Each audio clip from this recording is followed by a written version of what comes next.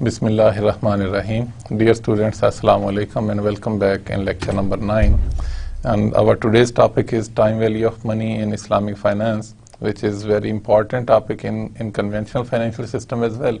And it creates a lot of confusions about the time value of money in Islamic economic system or in Islamic financial system. So before we go into the details of this lecture, let's have a recap about our previous lecture. In our previous lecture, we studied the concept of factors of production under conventional economic system and factors of production under Islamic economic system.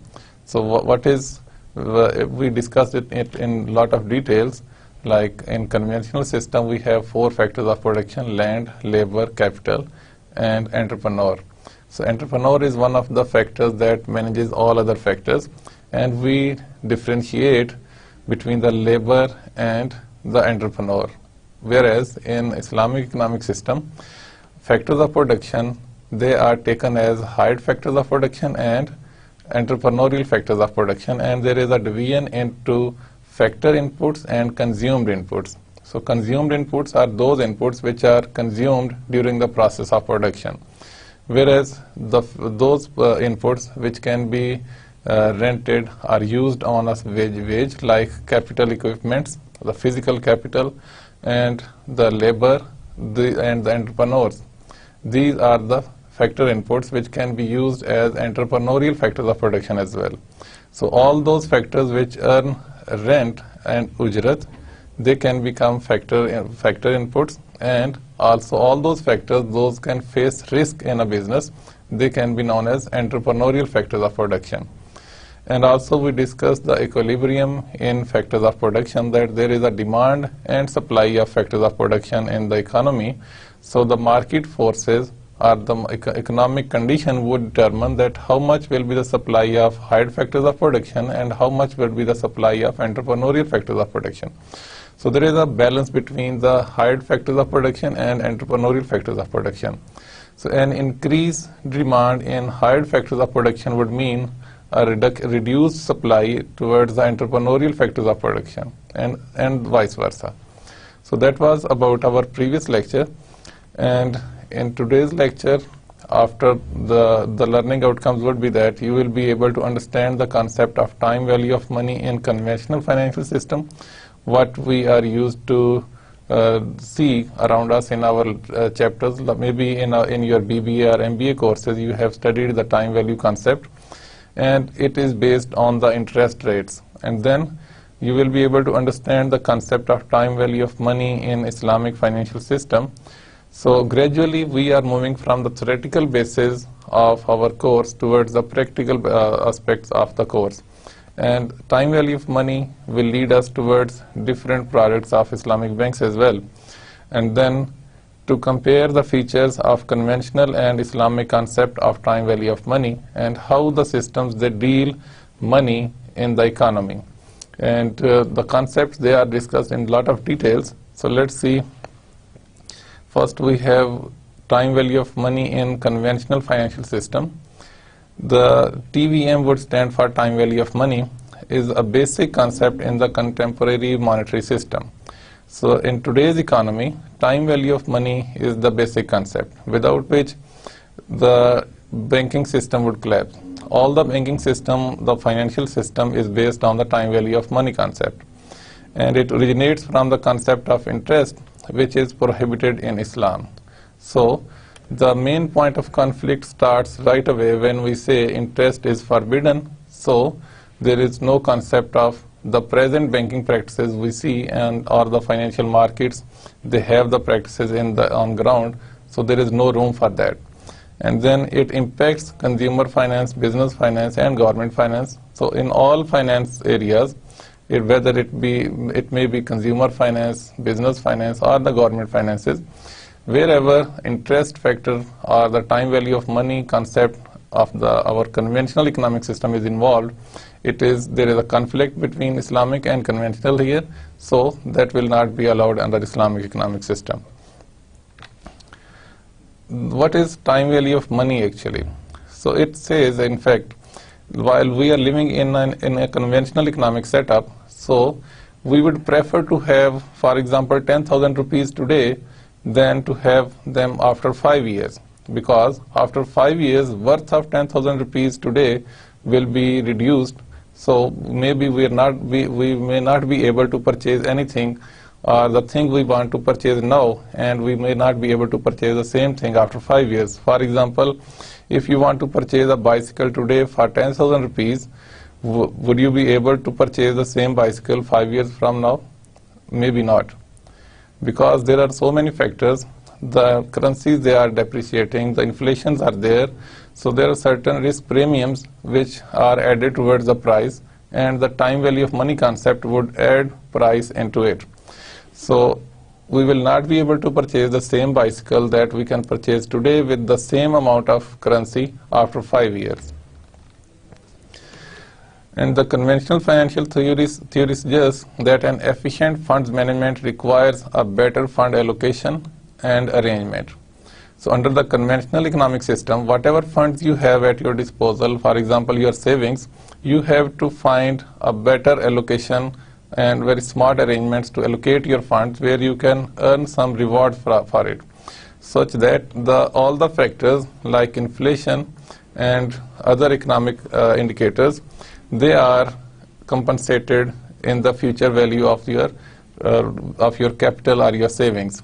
For example, there is always an opportunity to earn an interest rate on deposits instead of exposing them to other investment opportunities. So when there are threats in the economy, that when the risks are higher in the economy, so you can deposit your amounts in the safe deposits in the banks, or you can invest in somewhere in the treasury deposits, and you can earn some interest rates. So that is the safest way to earn a minimum amount of return. So if you want to earn more return, you have to face more risk. So it is up to you that where you want to invest your funds, how much risk you are going to take, and how much return you want. And under the conventional economic system, we have two types of interest, that is known as simple interest and compound interest, because both of them, they determine the time value of money in our conventional setup. So the concepts of simple and compound interest, let's have a look at that as well. So simple interest is an amount you pay on your principal amount. So if you lend your money or you borrow the money, so at the increment, the percentage you have to pay after certain time intervals, that is the simple interest. So if it is paid only on the principal amount, then it is simple interest. And it becomes compound interest when the amount of interest which will be added into the principal amount, then the next period would earn an interest rate not only on the principal amount but also on the interest earned in the previous year. So that will be the compound interest. So the formula for simple interest is that principal amount you deposit or you borrow, and then the interest rate on it, and the number of intervals or the time periods involved into it. So for example, assume that you deposited 1,100 rupees in an account earning 8% in simple interest for 2 years. What is the accumulated interest at the end of the second year? So the principal amount is 100 here, and 8% is the interest rate, and for a time interval of 2 years. So it will be 16 rupees, and the total would become 116 rupees.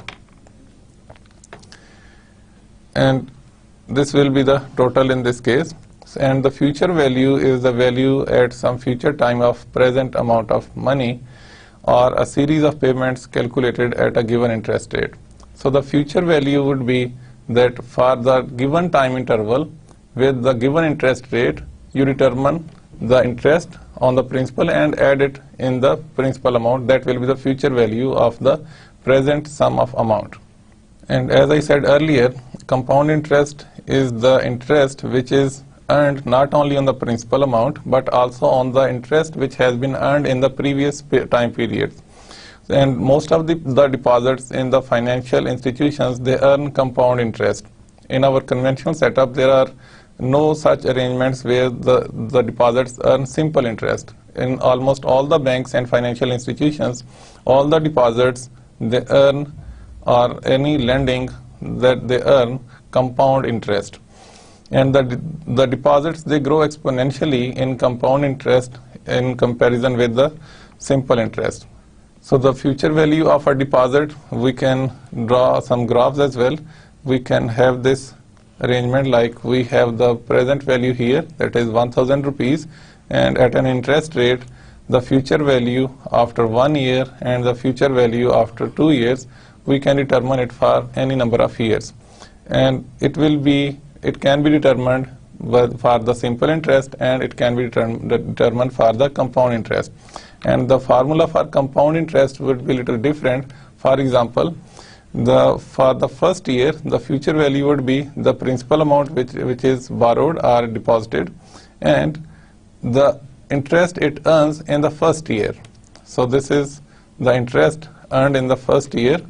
So the total amount would be after 1 year is equal to 1070. So actually this is like that: principal amount plus principal amount into interest. So this formula has been simplified like that: the amount deposited at the time t equal to 0, and then 1 plus I for 1 period. So if it goes for the second period, future value for the second year, it will be like that. So after 1 year under the compound setup, the future value would be 1070 rupees at an interest rate of 7% for 1 year. And then, as I mentioned earlier, for second year, now the interest will be earned on the interest of the previous year and the principal amount as well. So we can simplify the formula as I explained earlier like that, and we can calculate the future value after 2 years with an interest rate of 7% for a principal amount of 1000 rupees. And this is the formula. And this graph shows that how exponentially the compound interest grows in comparison with the simple interest. So in this case, if you see rupees 100,000, 1 lakh rupees, if they are deposited for 25 years, so how do they grow at a rate of 10% per year on a simple and compound interest? So in a simple interest rate, they grow like this in a linear style, whereas they grow exponentially, as you can see in this graph. They grow exponentially, and after 25 years, a balance of 1 lakh rupees grows to 10.83 lakhs, whereas the same balance grows on to 3.5 lakhs in the simple interest. Now we come to the main topic of our today's discussion, that is the time value of money in Islamic finance. So these are the points we are going to discuss in the forthcoming lecture under the Islamic financial system. So first of all, money and Islamic viewpoint. So we can understand the Islamic viewpoint if we know the conventional point of view about the money. So under the conventional system, the concept and nature of money is that money is a commodity and is used to obtain other goods. So the difference is here, in Islam, money is taken as a medium of exchange or store of value, but in case of conventional economic system, money is a commodity and is used to obtain other goods. So just like wheat, rice and any other commodity, money is also taken as commodity and widely marketable, as it is high in demand and valued good. Thus, it is sure that it can be used anytime and anywhere. So because we are used to the system where money is everything, so it is highly in demand. Particularly, there are certain currencies which are very high in demand, for example, dollars, because almost 60 and 70% of the world trade is done in dollars. So everybody needs dollars. So if you want to purchase anything from across the globe, if you can if you have dollars, you can make a purchase, because most of the countries, they deal in dollars. And then it can be transported easily.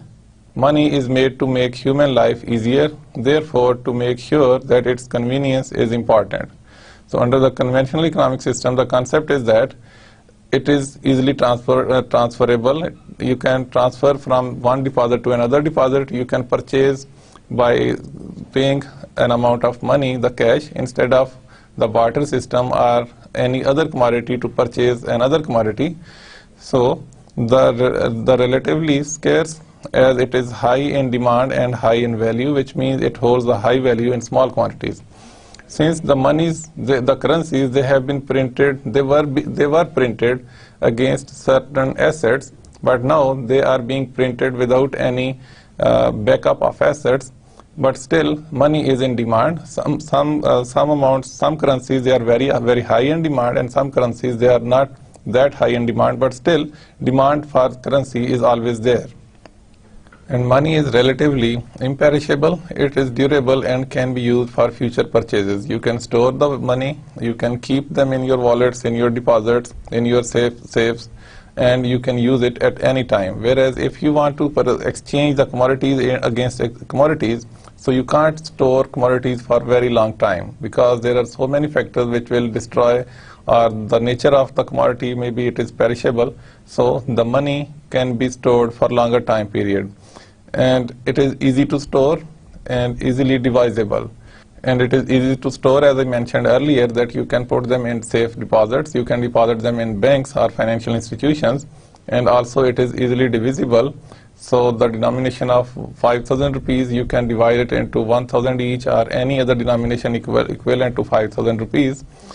And money lasts forever. So the concept is that money lasts forever. Whatever amount you possess, it contains value for the unknown future. It may be forever.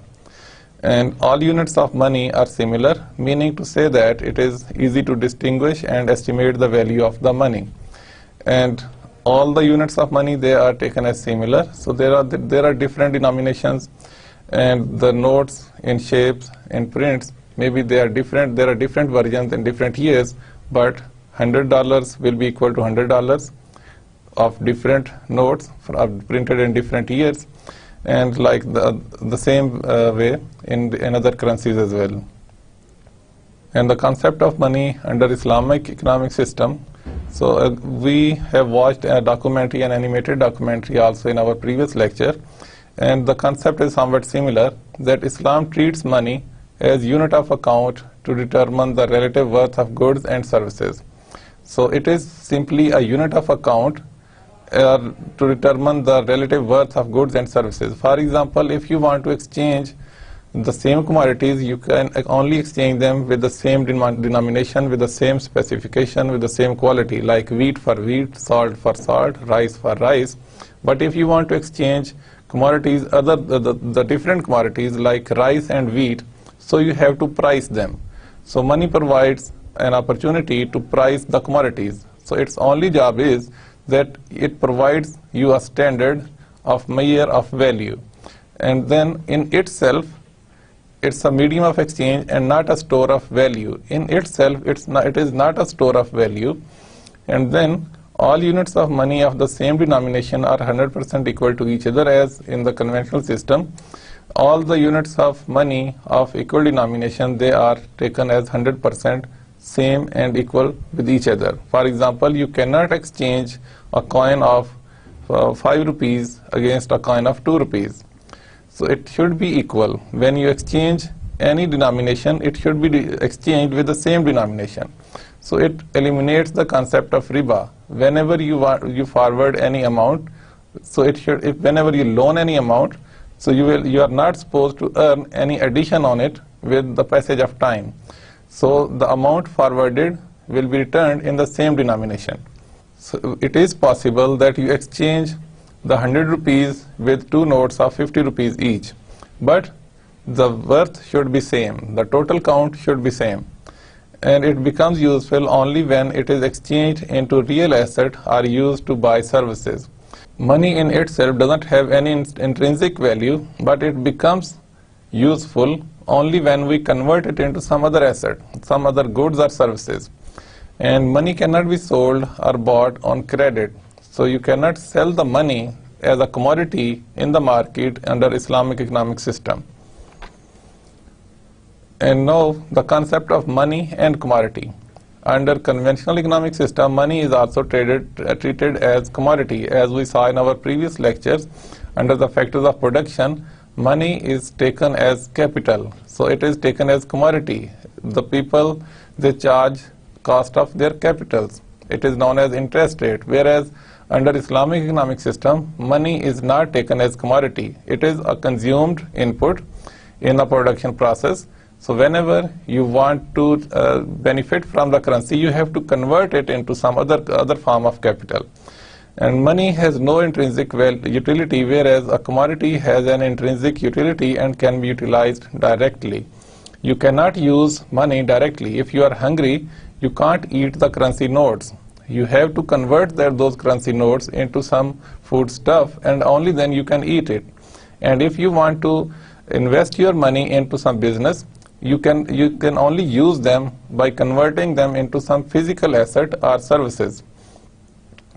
And commodities can have different qualities, while money's sole quality lies in the fact that it is a measure of value or a medium of exchange.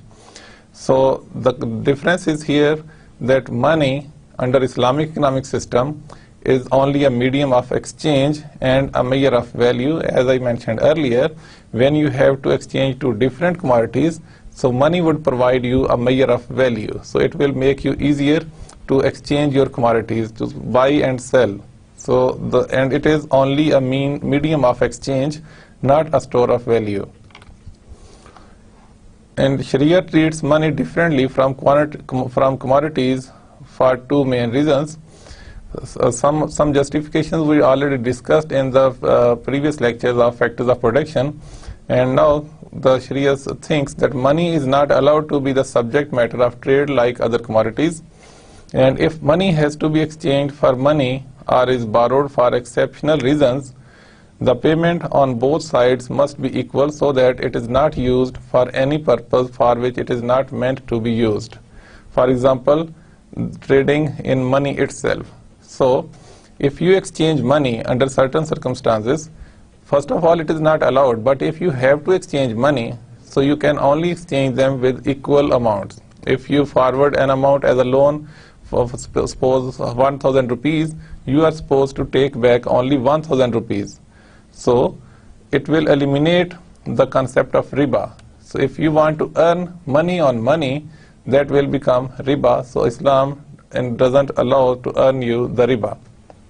And making money out of money under the concept of money under Islamic economic system, Islam considers money to be no more than a medium of exchange and to have no value in itself.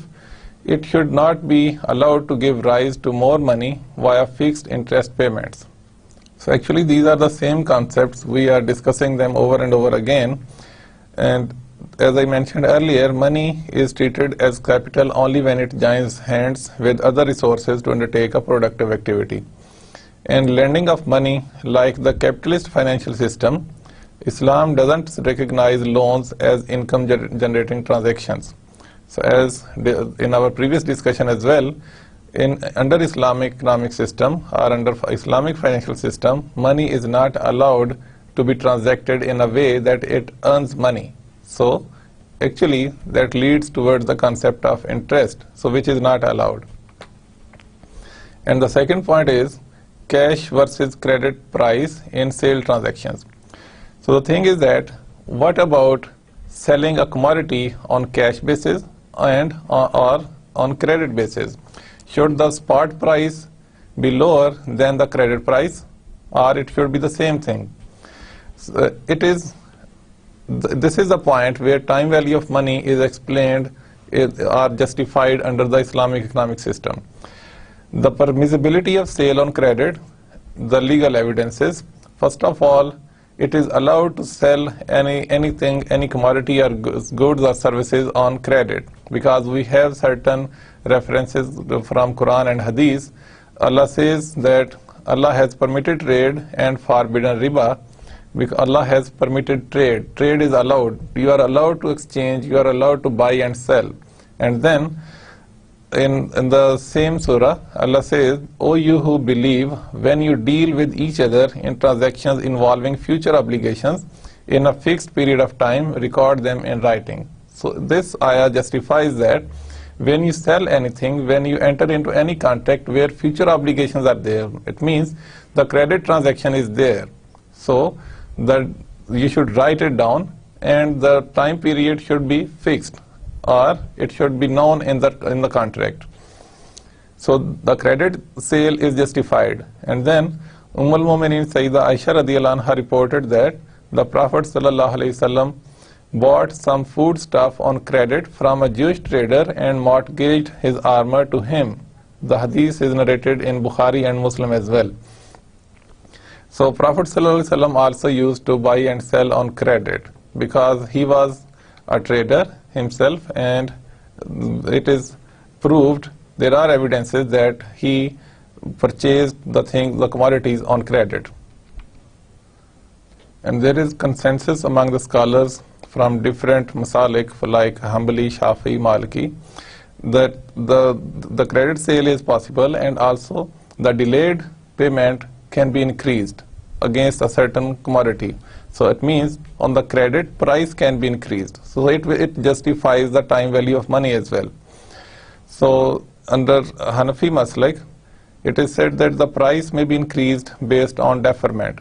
So if the price is going to be paid after some time period, the price can be increased.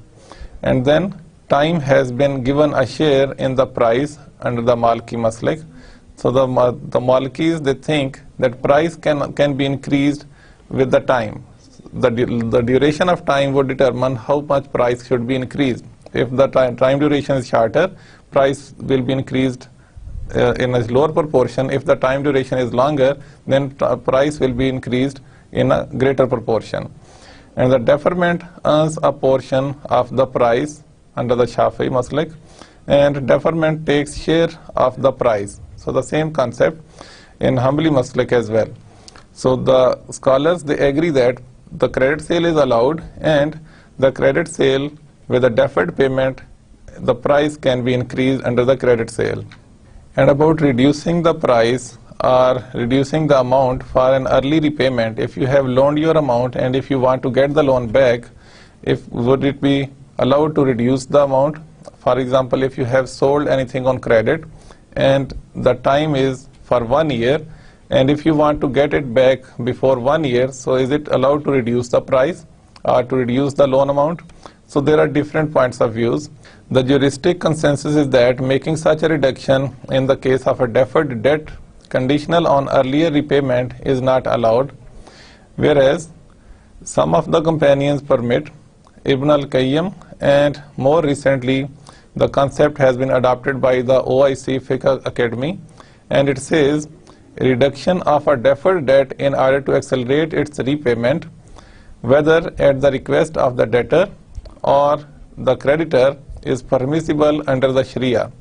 It doesn't constitute a forbidden riba if it is not agreed upon in advance, and as long as the creditor-debtor relationship remains bilateral.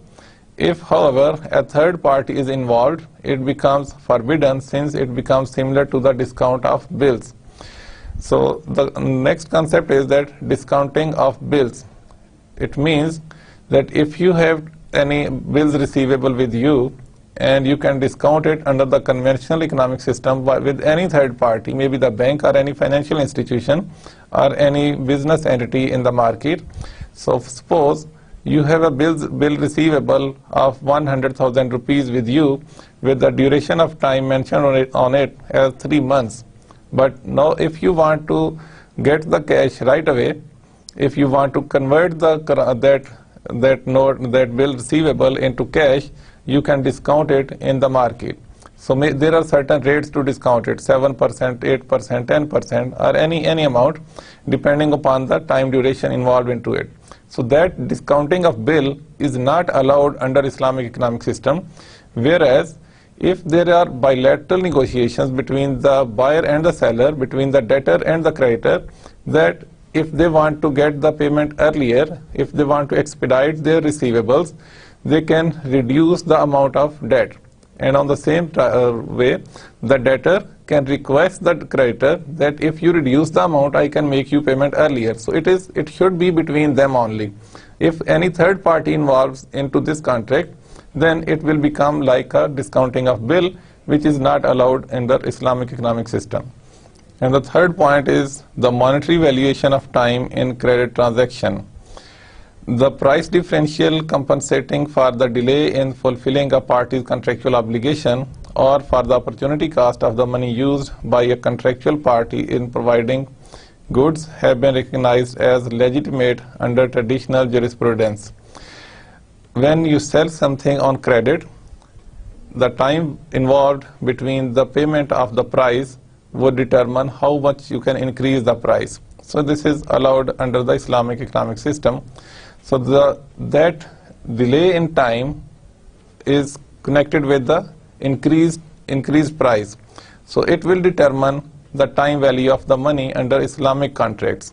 So instead of earning interest as time value of money, you can increase the price of commodities for the deferred amount of payment. For example, if somebody is selling something on spot for 100 rupees, the same commodity can be sold for say rupees 110 for 1 month, where the payment will be made after 1 month. And maybe it is possible that if the payment is made for, let's suppose, for 1 year, after 1 year. So this increase in time is justified with the increase in the price. So the time value of money concept is justified under Islamic economic system as well. I will repeat it again, that when you sell anything, the subject matter is not money. Money is not a commodity under Islamic economic system. So any commodity, when you sell it on the as a spot payment basis or the cash basis, the price will be different. But if you sell the commodity on a deferred payment basis, I mean on credit, it means you can increase the price, and the time duration involved would determine how much price should be increased. So the time value of money is justified on the price basis. Since money is not taken as a commodity, so if you have to loan out your money, so the only possible arrangement is that you loan it out as Qarde Hasan. Qarde Hasan means the amount you forward as a loan, you are only supposed to take it the same amount back after a certain time period. So that is the concept of Qarde Hasan. So Islamic financial institutions, they don't lend any amount, rather they invest. So if they lend anything, that is Qarde Hasan. So if you look at the statement or the quarterly bulletin of State Bank of Pakistan, you will see the division of different activities of Islamic banks, like different modes of financing in the economy. So unfortunately, Qarde Hasana is 0% in that overall modes of financing of Islamic banks. So whereas there should be at least some proportion of their financing as Qarde Hasana as well. It may be for the students, maybe for the poor or the needy people. And the fourth concept is economic value of time. So as I mentioned earlier, Sharia admits the concept of money's time value to the extent of pricing on a credit sale. It doesn't endorse placing rent on money advances as interest does in case of credit that advances. And the time valuation is possible only when goods are traded, not when exchanging monetary values and loans or debts. While money's time value is acceptable in case of pricing assets and their usufruct, it is not acceptable in the case of any addition to the loans or debts principal. Money's time value is only acceptable when it is in the shape of price of any asset, of any commodity, or its use. Maybe, it means there is an arrangement that you sell your commodity, and there is an arrangement you lease out your commodity on ijara basis. So the services of your asset can earn some rent on it, or a price for those services, whereas renting of money to earn money on it, it is not allowed in Islam. And it is better to use the term economic value of time instead of time value of money, because when we trade something, it is in terms of economic values. So when we price something, it is in terms of economic values. So when we charge a price on the cash basis, it is one way of trading. And then if we delay the payment to some future time period, so there is the time involved into the payment, so that time has an economic value. It means the opportunity cost is involved into it. For example, if you sell any commodity for 100 rupees today, but if you sell it on a credit for 1 month, and the price you charge maybe is 110 rupees, so it means you have to commit your 100 rupees for 1 month. And if you have used that 100 rupees into your business, you might have earned another 10 rupees during that month. So that opportunity cost is actually the time value of the economic value of the time. So it is better to use the term economic value of time rather than the time value of money. And there is a comparison between the conventional and Islamic perspective of time value of money, or the concept. Under the conventional economic system, so what we have discussed in our previous lecture, so we are just going to summarize them in a comparison. Money is a commodity besides medium of exchange and store of value. Therefore, it can be sold at a price higher than its face value, and it can also be rented out. Whereas under Islam, money is not a commodity, though it is used as a medium of exchange and store of value. Therefore, it cannot be sold at a price higher than its face value or rented out. The basic difference is that money is taken as commodity under the conventional economic system and store of value, whereas under Islamic economic system, the emphasis is on medium of exchange and not a commodity. So the difference lies in the nature of the commodity itself. And under the conventional economic system, time value is the basis for charging interest on capital. So the time would determine that how much interest would be paid on the capital. And normally on the credit, whatever is the transaction in the conventional economic system, the credit for a certain time period would earn an interest on it. For example, if you sell any commodity for 100,000 rupees, and the payment will be made after 1 year, then for one year there will be an increase in the price based on certain percentage, and that percentage is the interest rate. Whereas under Islamic economic system, profit on trade of goods or charging on providing services is the basis for earning profits. And in conventional system, interest is charged even in case the organization suffers losses by using bank's funds. Therefore, it is not based on profit and loss sharing. Normally, if you go to any conventional bank in Pakistan, you will see profit and loss deposits or profit and loss accounts. Actually, they are not the profit and loss accounts. They are only profit accounts. Whatever amount you borrow from there, you have to make payment as the principal payment plus the interest payment. So whatever is the fate of the business, for example, if a business person an entrepreneur has borrowed any amount from the bank, suppose 100,000 rupees, and the installment is 10,000 rupees per month, with the principal amount 10,000 rupees plus the interest on the remaining balance. So if the business earns any profit, that profit goes to the entrepreneur, whereas if the business earns any losses, the bank is not concerned with the losses. Bank has to receive the principal amount in installments plus the interest rate on the remaining balance. Whereas in Islamic banking system or under the Islamic financial system, Islamic banks, they operate based on profit and loss sharing. In case the business person has suffered losses, the bank will share those losses based on the mode of financing using mudarba and musharaka. So as I mentioned before, that under Islamic financial system, banks, they don't lend, rather they invest. So when the banks become investors in under any arrangement, and the most discussed arrangements, they are musharaka and mudarba. Musharaka is a regular partnership, and mudarba is the partnership like entrepreneur and the capital provider. So under these arrangements, the profits and losses, they are shared. So the banks is a partner in profits and losses as well. Whereas under conventional economic system, banks only share the profits, that is the interest, the fixed amount of interest. Whatever is the rate of profit of the entrepreneur, bank will charge a fixed amount. Whereas in Islamic financial system, the banks and the business person are the partners.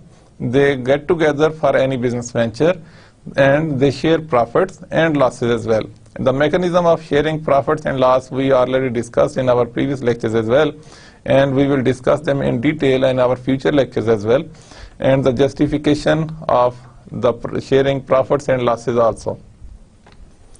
And under the conventional economic system, or under conventional financial system, while disbursing cash finance, running finance, or working capital finance, no agreement for exchange of goods and services is made. So bank is not concerned what the organization or the business entity is going to do with the cash. For example, if the objective of the cash of the loan is for the financing of certain venture, the bank is not bothered about the fate of that venture. And if it is for a running finance or it is for working capital financing, bank is not concerned whether the business actually purchased commodities or goods or services what were mentioned in the contract. Rather, bank is concerned with the repayment of the loan with some interest on it. Whereas under Islamic financial system, if the loan is for any purpose, bank will make sure as a partner into that particular venture that the same venture is taken or it is conducted or the operations are same as mentioned in the contract. The execution of agreement for the exchange of goods and services is necessary while disbursing funds under murabaha, salam, istisna contracts.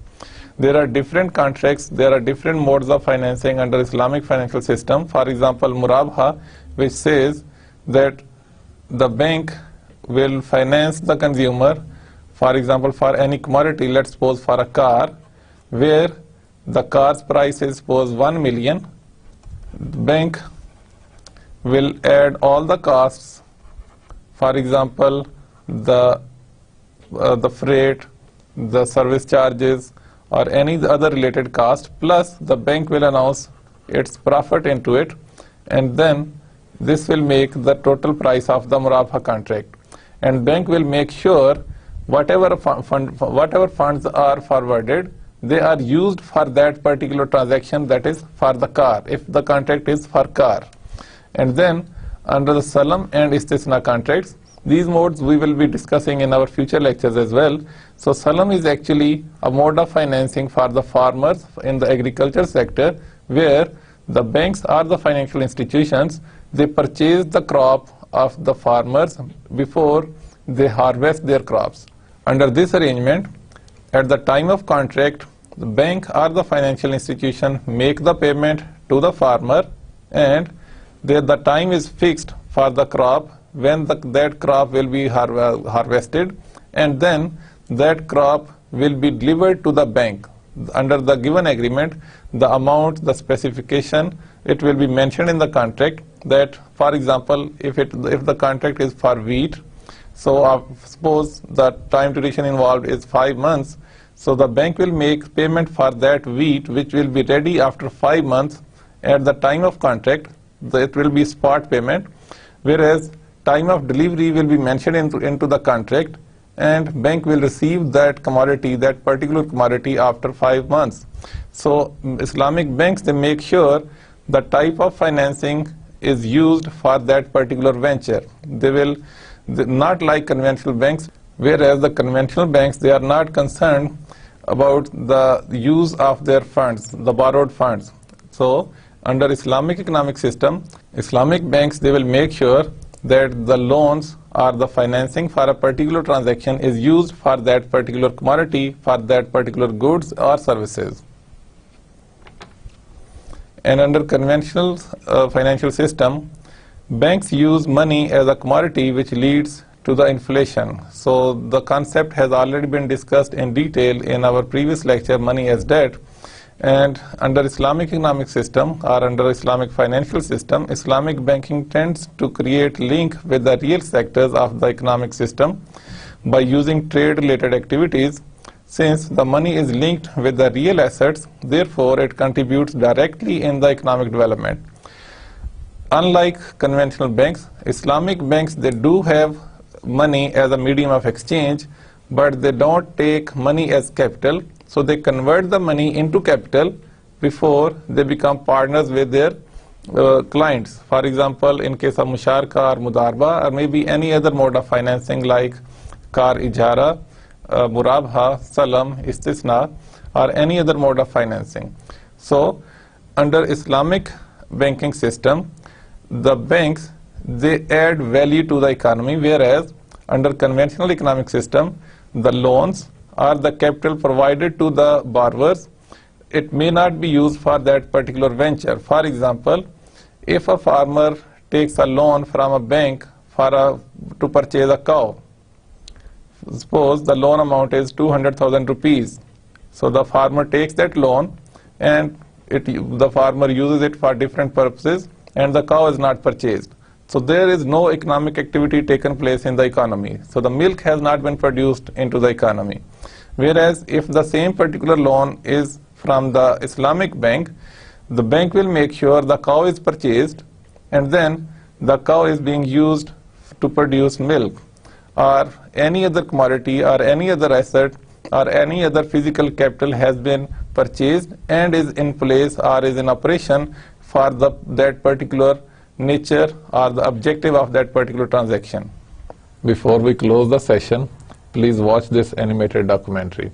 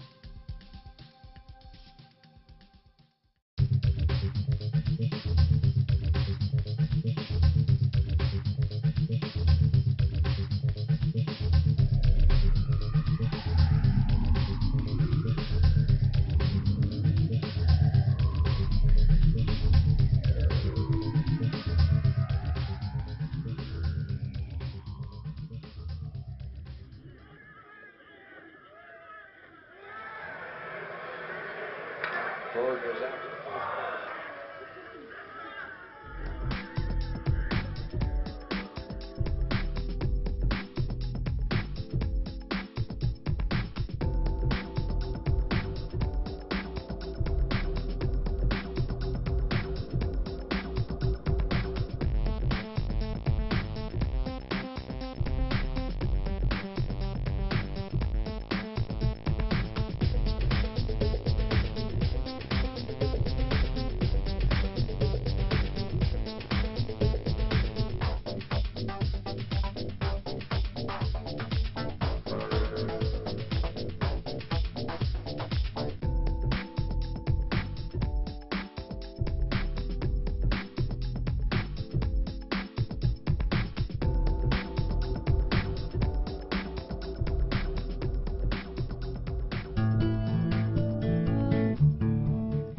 Maybe your first experience of putting money in the bank wasn't quite as heartwarming as this, But odds are, years later, you still refer to the balance showing on your bank account as being your money in the bank.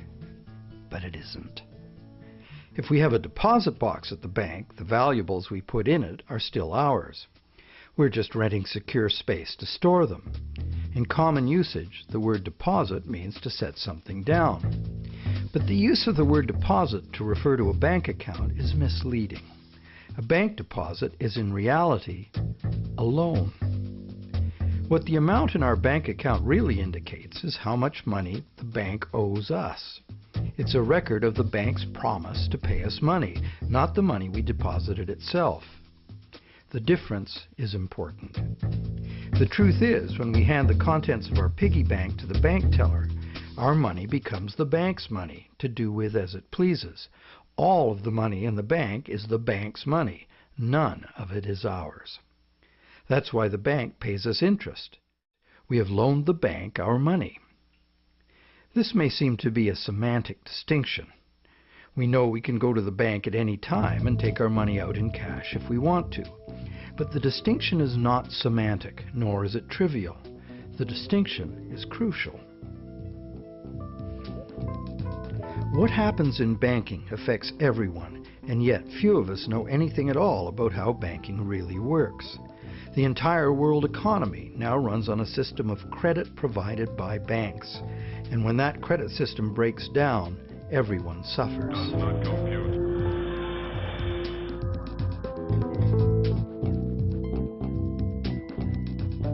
To make things worse, the explanations for these breakdowns offered by the experts never look at the root cause, namely, that other than cash and coins, which make up just 1 to 5% of money in circulation, all the money in existence today was created as the principal of a bank loan, with the banks requiring principal plus interest as so-called repayment.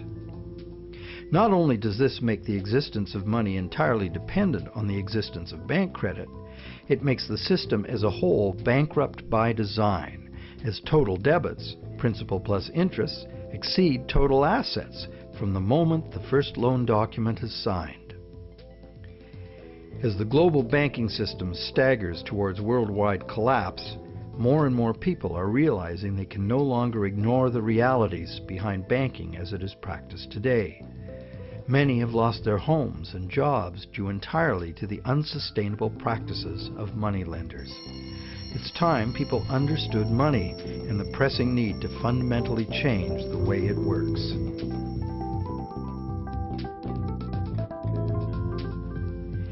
Clarifying what the words used in banking really mean is the first step. Now that we know that a deposit is, in truth, a loan to a bank, the next question is, what is a loan that we take out from a bank?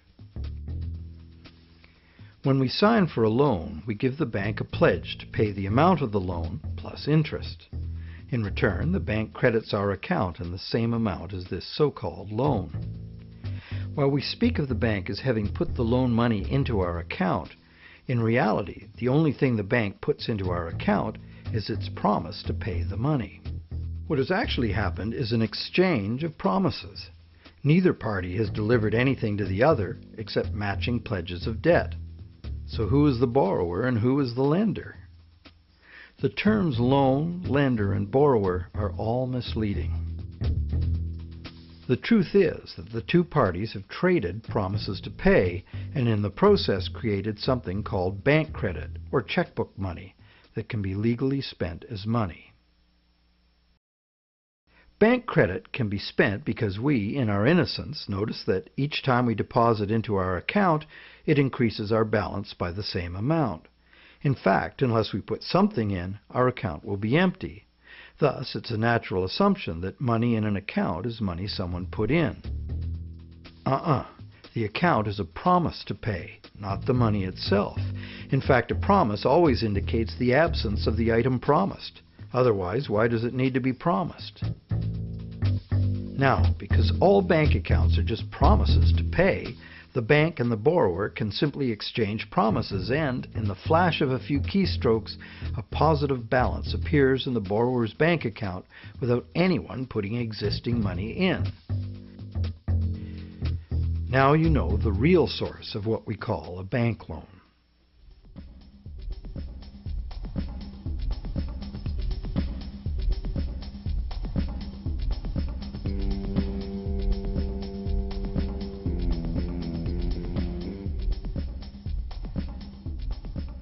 How different would it be if two parties just got together in a basement with a printing press and created new money that way? We intuitively understand the act of fraud called counterfeiting. In printing fake $100 bills, the counterfeiters also create new money out of thin air. Money gives us the ability to purchase the real goods and services of the world.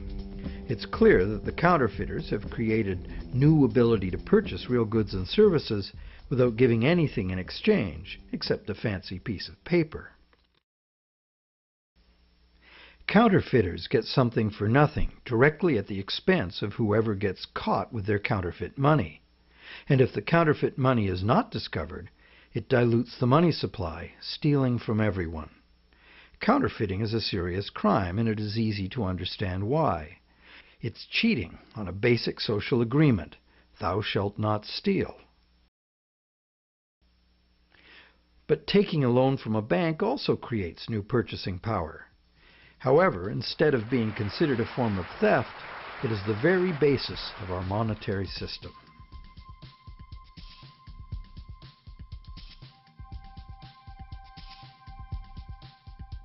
How did one form of creating money out of thin air become a crime and the other become standard business practice and the source of almost all our money? For this is what has happened. To understand how, we need to look at the history of the laws governing commerce. But before that, we need to understand the logic of the loan process itself.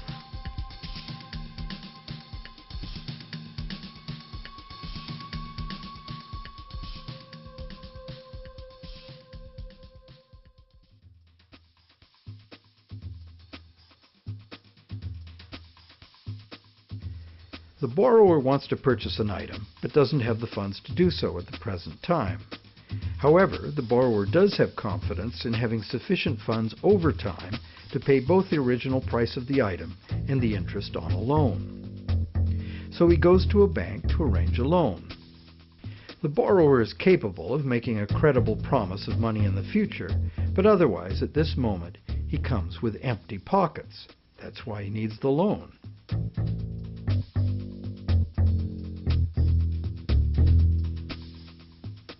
We're probably all familiar with what happens next. The bank gets the borrower to sign an agreement in which the borrower promises to pay the bank the amount of the loan plus interest, or, in default, surrender to the bank the object that is to be purchased with the loan. This is done countless times every day all over the world. But there's a problem. How can the borrower pledge as collateral something that the borrower does not yet own? If I wanted to borrow $10,000 from you to go on a luxury cruise to Europe, would you accept my neighbor's car as collateral? Of course not, because you know very well that I have no legal right to give you my neighbor's car, no matter how much I owe you. But if instead I promise to buy my neighbor's car with the $10,000 you lend me, the situation is different. You might agree to lend me the $10,000, believing I will buy the car, and will pledge it as collateral for the loan once I obtain legal title to it. However, until the transaction is completed, your $10,000 loan cannot be secured by title to the car. This sequence of events problem could be very simply avoided. You could buy the car and then sell it to me. The bank could do it this way too. If the borrower commits to the bank to buy the item, why doesn't the bank just buy it with its own money and then sell it to the borrower on time payments at interest? Well, the answer to that question is also very simple. It's because the bank, like the borrower, has come to the transaction with empty pockets. The bank fulfills its part of the so-called loan transaction by creating an account for the borrower. The truth is, the so-called borrower has funded his own account by fraudulently pledging a car he does not yet own as collateral. And the bank, the so-called lender, hasn't put up any existing money at all. And, if all goes well, It never will.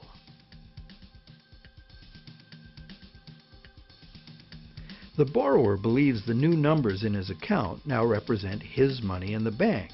He, like the rest of us, doesn't understand the difference between existing money and a promise of money. If you can spend it, what does it matter? So now the question is, will the seller of the item accept the bank's promise to pay? While some people may hold out for cash, most will say yes to a check or an electronic funds transfer from the buyer's bank. Why? Because the seller knows from experience that she can deposit the check at her bank and it will increase her account accordingly. So what happens next?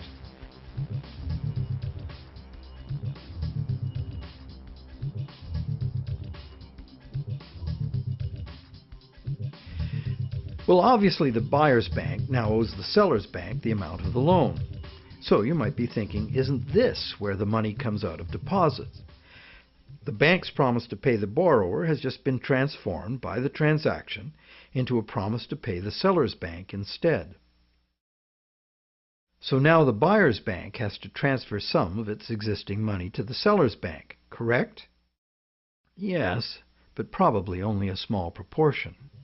And over the long term, as long as the bank gets its fair share of deposits, the net amount of existing money the bank needs to cover its loans can theoretically be zero. How? Well, imagine first that the seller has her account at the same bank as the buyer. She deposits the buyer's check into her account. All the bank has to do to complete the transaction is reduce the buyer's account by the same amount it increases the seller's account. As both accounts are just promises, no existing money is involved in doing this. What is the end result? The bank has created bank credit for the borrower to the sum of $10,000. The borrower has bought the car that existed in the world of real things, and the seller now has that bank credit of $10,000. Thus, a brand new claim upon $10,000 worth of real goods of value was accomplished with absolutely $0 of the bank's or anybody else's money. On top of that, the bank gets to have all this so-called money paid back by the borrower's honest toil plus interest, or the bank gets the car. Magic like this is usually seen on stage. So now let's examine what happens if the seller deposits her check in a different bank. Won't that require a transfer of existing bank funds from the buyer's bank to the seller's bank? Perhaps, but it will almost certainly never be anywhere near the whole amount because, in effect, the banking system functions as one bank. To illustrate, let's add another transaction to this scenario. That same day, the seller's bank made a similar loan to a little old lady who bought a mega home theater system. The electronics store deposited her check at their bank. The electronics store's bank made a similar loan that was deposited at the original borrower's bank. And when all the various balances were settled, the banks didn't owe each other anything. And even if there were differences, they would have been just a small portion of the total credit created. So, at this point we can say that although banks don't actually lend out their depositors' money, as most of us imagine, they still need deposits to make loans. This is because banks need incoming credit from other banks to offset their own credit being deposited at those banks. As long as banks keep their outgoing credit balanced with incoming credit, they are free to make new loans and thereby keep creating brand new credit money.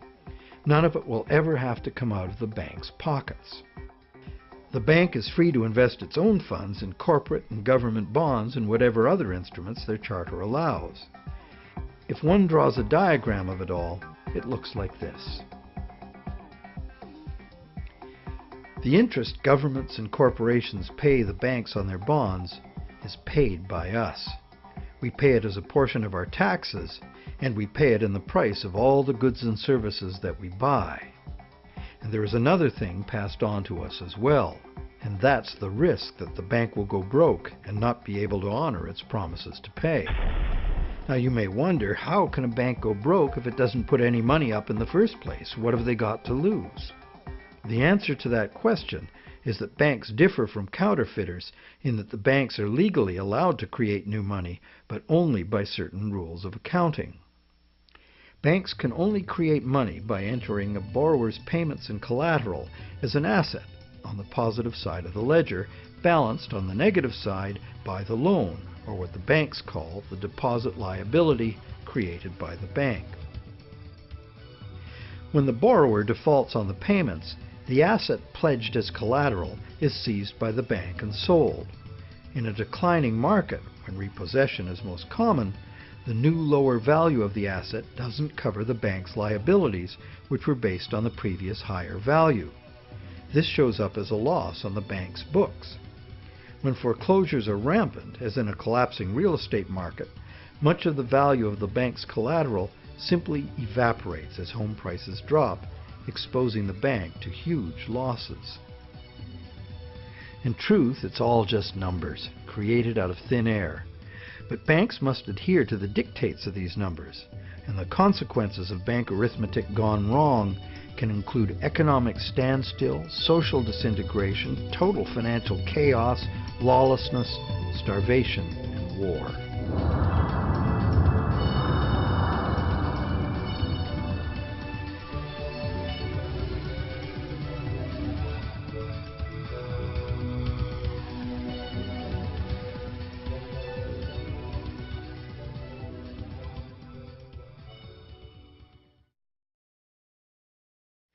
However, for the purposes of understanding the anatomy of a loan, we shall assume that the system is still functional and all three of the loans we were looking at will get paid. The end result is that not $1 of existing money has changed hands, but $30,000 of new bank credit has been created and spent into the money supply, and each of the three banks gets to collect interest on $10,000 of it. Is creation of this brand new $30,000 really an act of fraud, like counterfeiting? The obvious difference is that the banking system is legal, regulated by government, and disciplined by the courts to follow the rules of accounting. Another difference is that there is no obvious victim, like the person getting caught with a counterfeit bill. Banks argue that the buyer and the seller both got what they wanted and agreed to, so where is the fraud? And if there was a fraud, who lost out? Well, to determine that, let us list who got what out of the deal. The borrower got the item he desired on terms he willingly agreed to. He may curse his decision later as he struggles to make the interest payments, or he may live happily ever after, thankful he got the loan. The seller got an increase in bank credit, which she's been conditioned since childhood to think of as her money in the bank. She's confident that she'll be able to spend it in turn, and she will. So, as far as the seller is concerned, she has been paid in full. She's happy. So who, if anyone, suffered as a result of the deal? Is there another party to this transaction we've overlooked? Well, there's also the bank that gets to collect interest on a promise to pay money. That's the business they are in and usually do very well by. And anyone else? Well, where did the car come from? It came from the world of real things. Natural resources, energy, and labor were expended to produce it. What if we consider the hidden party to be society at large and the natural world from which all things ultimately come? Because the brand new bank credit money didn't just sit there, it got spent into the general circulation in the real world. It's the real world that ultimately gets the new money in exchange for its car. This new money might stimulate new production, temporarily enlarging the economy, making lots of people happy. In fact, it often does, as most bank credit comes into being as a home mortgage, stimulus for the residential construction industry, a big provider of good-paying jobs. However, after its initial productive use, this newly created money will basically just dilute the money supply, reducing money's purchasing power by a very small amount. So, in contrast to counterfeiting, where the loss occurs to a specific victim, here the loss is borne by us all, because the real substance of the loan, the car, was extracted from the economy at large by a slight loss in the value of everyone's money.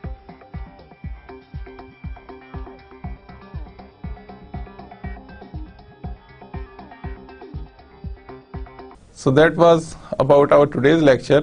So in our today's lecture, we discussed the concept of time value of money in the conventional financial system, and also we discussed the concept of time value of money under Islamic economic system, where money is not taken as commodity or capital, rather it is taken as medium of exchange, and the money itself is not allowed to earn any profit unto it.